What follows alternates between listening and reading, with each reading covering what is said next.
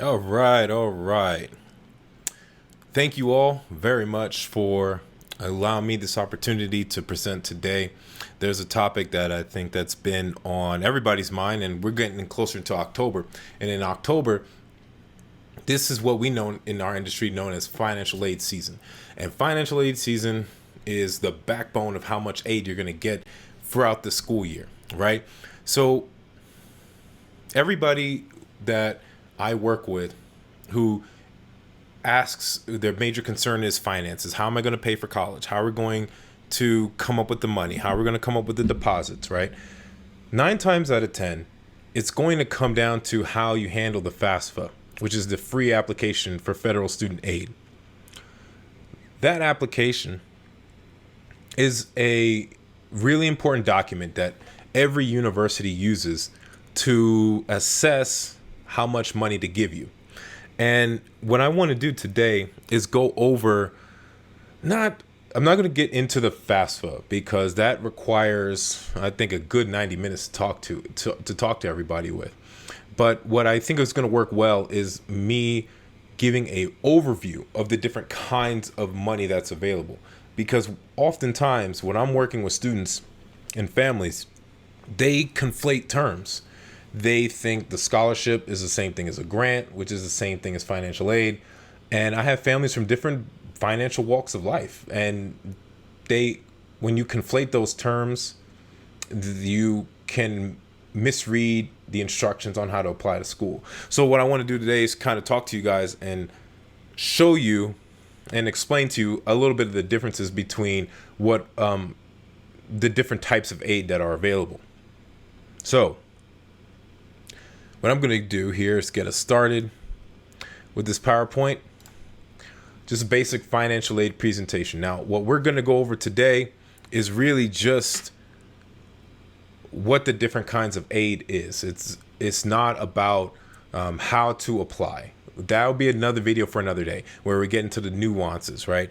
But I just want to break down and define what does financial aid look like, all right?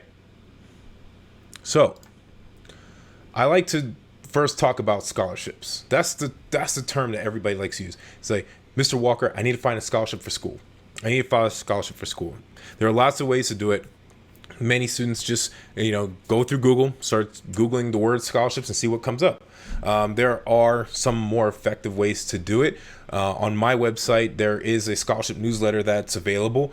But for most folks, it's a chore, right, to actually research and find these scholarships. Now, what I like to do here is explain what is a scholarship. Now, a scholarship is it is a type of financial aid. It can be, but it's not always. The big thing about scholarship is the operative word, scholar. So you need to be an academically strong student to earn a scholarship in the most traditional senses. So when you're applying for scholarships, the scholarship is going to require certain academic measurements. They may say we want a strong ACT score, high GPA. We want a 3.5 or higher, right? That is the preliminary qualification to, be considered. Nothing is guaranteed in these cases, but to be considered for a scholarship, this is what you have to do. Now, this money can come from a private donor. It can also come from the university, or it could come from maybe your state or local government, right? Senators may have scholarships, for academic performance, and you'll find all that kind of comes together during these applications. Now, the word that is commonly thrown around is merit-based aid, okay? And merit-based means that your scholarship is based on your skill set, something that you've done very well for an extended period of time. It could be an athletic scholarship, right? So that's something that comes into play, right? If you're applying to play basketball, if you're being considered recruited for D1 basketball, okay, they give you a scholarship based on your athletic performance. This is very common. D1 schools, right? D2 as well. Less so much D3 and NAIA. So when you're applying for these schools, if you're getting an athletic scholarship, that is based on your previous athletic performance. If you're applying for a music program and you got a music scholarship for a conservatory, that's going to be based on your your history of musical performance. There's no way around that, right? So when you're scholarships, that's important to know. Like, you have to have performed at some level to be considered, right? Now, the next kind of scholarships that is available is going to be what's called a need-based scholarship. Now, a need-based scholarship means that there may be an academic requirement to kind of get you in the door, but there is a strong financial exclusionary part. So the Gates Scholarship, which is very popular, is a good example of a need-based scholarship. So academically, you have to qualify, but you also have to financially qualify. And when you're qualifying financially, they're going to use the FAFSA. And that application opens on October 1st, 2020 this year. But October 1st is every year that application opens. So a program like the Gates is going to refer on the back end to your financial aid results from the FAFSA. And that's how you'll qualify to move forward, or you get denied out the program. So need-based and merit-based scholarships, that's one level. You have to qualify primarily, though, on some sort of performance, whether that's academic, athletic, visual performing arts. Now, when you're getting deeper into scholarships, I like to talk into what are your how to apply, right? Local scholarships, and for my Vegas folks, I'm here in Las Vegas. Local scholarships are going to be for those that are funded by local community organizations. Here we have like the Public Education Foundation, Ronald McDonald House Charity, and I'm going to pick on Ronald McDonald House Charity in a good way, because they're a really good example of how you can have a local version of a scholarship where their primary goal is to service the Las Vegas community. And they have a national arm, which would fall more in the national category, but it's the same idea, right? The National Ronald McDonald House Charity is going to take applications from all over the country, and it's a bigger pool of money that you could pull up, that you can get. Now, with that bigger pool, means more competition. So when you're talking about scholarships that are $20,000, things like that, it's going to affect the outcome, because you have more people competing for it. But local is always best, typically, when you're trying to apply, because they're really looking out for your community. Now let's talk about grants, right? Financial aid and grants, big deal, right? Grants tend to have a mission behind it.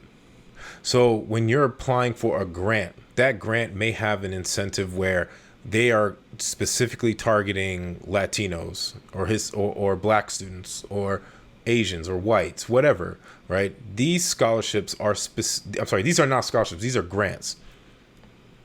And defining this when you're researching to find money for school, grants are going to be one of the backbones, right?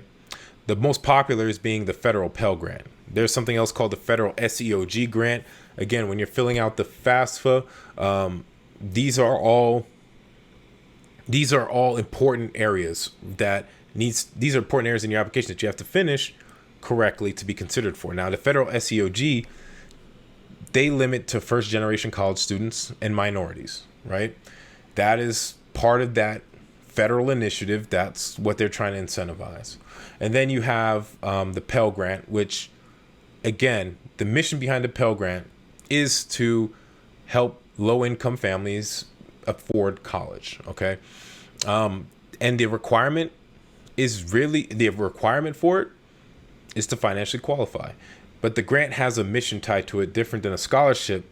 Scholarship can have a mission as well, but the main caveat is going to be they have an academic component to it.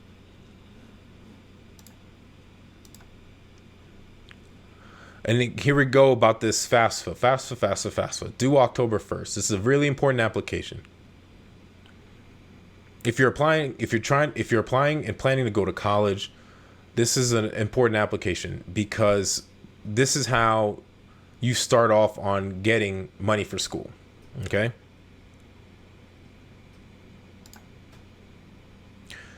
When you're filling out your FAFSA, at the end of it, you get this number.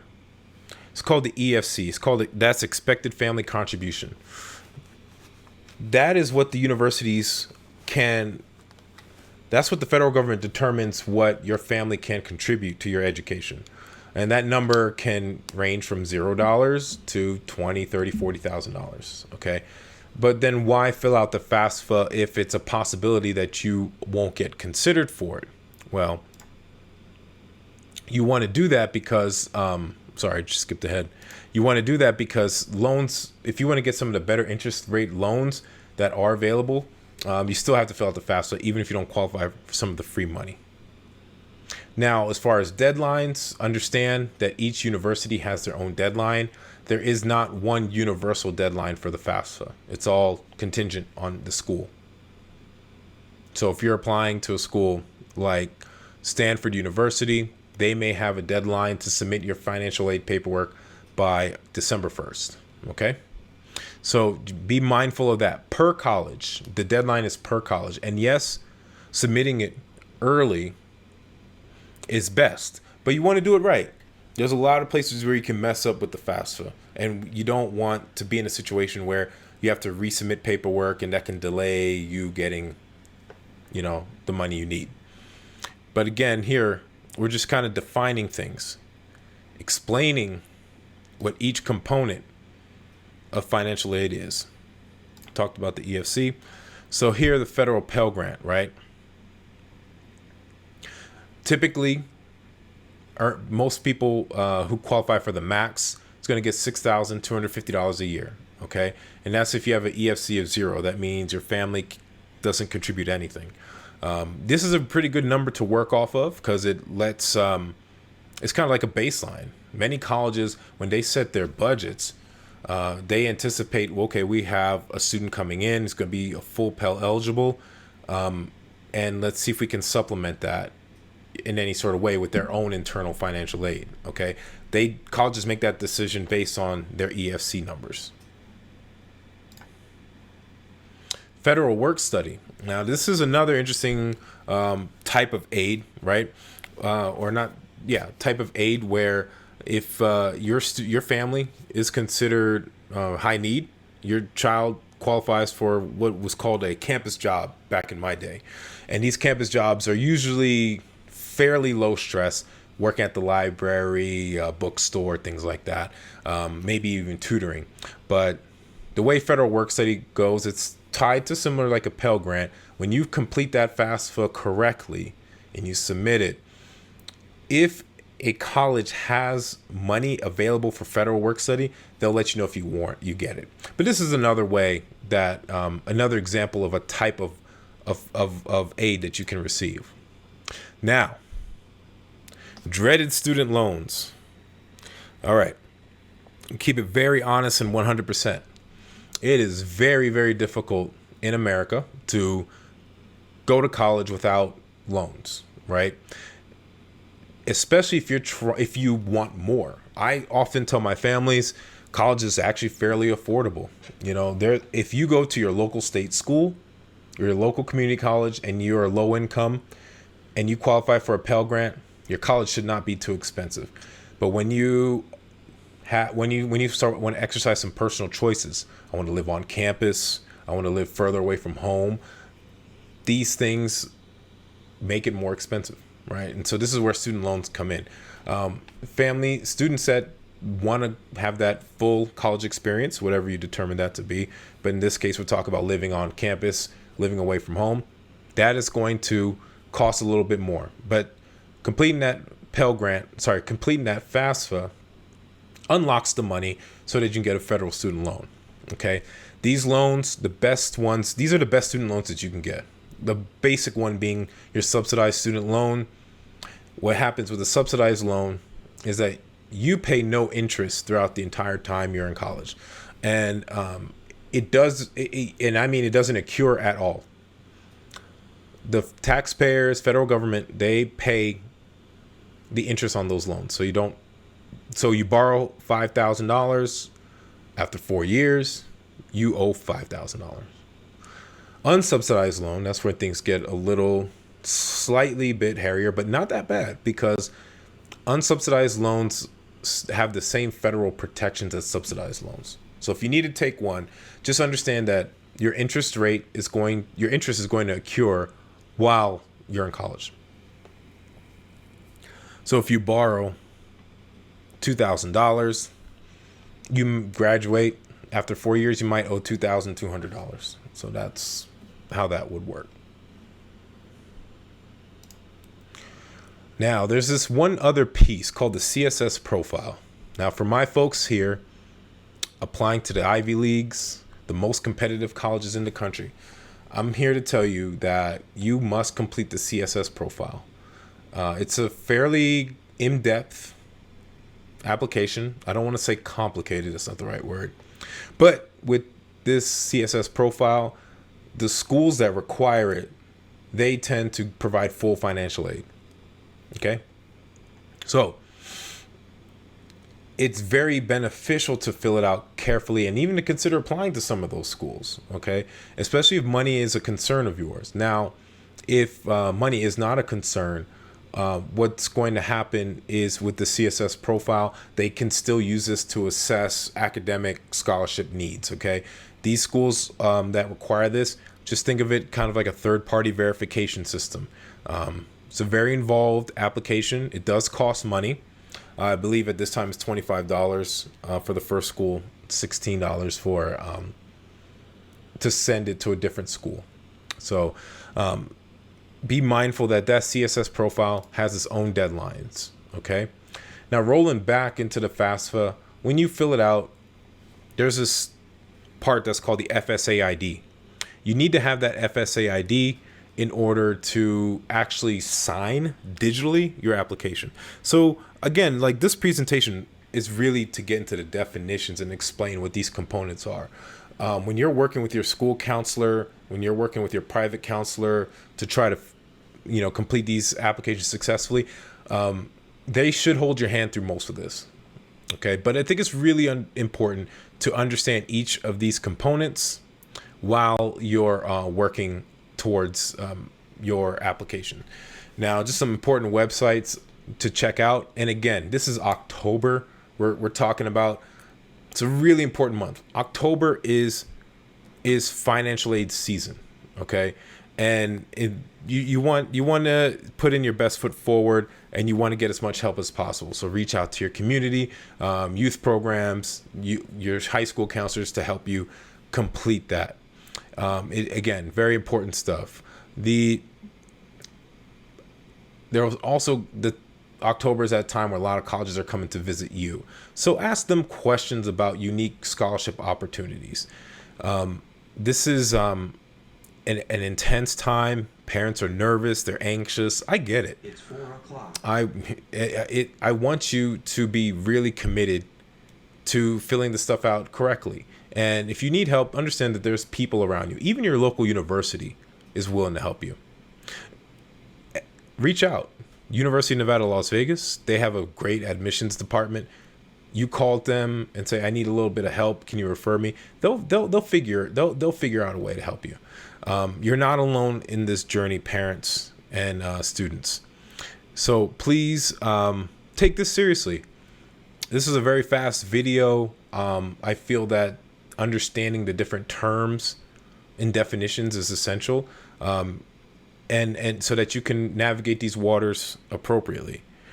So until next time, this is Herbie Walker. I'm with Walker College Consultants. I want to thank you for tuning in, and checking out my program. So please continue to follow me and sign up for my, keep and look for notifications on my website.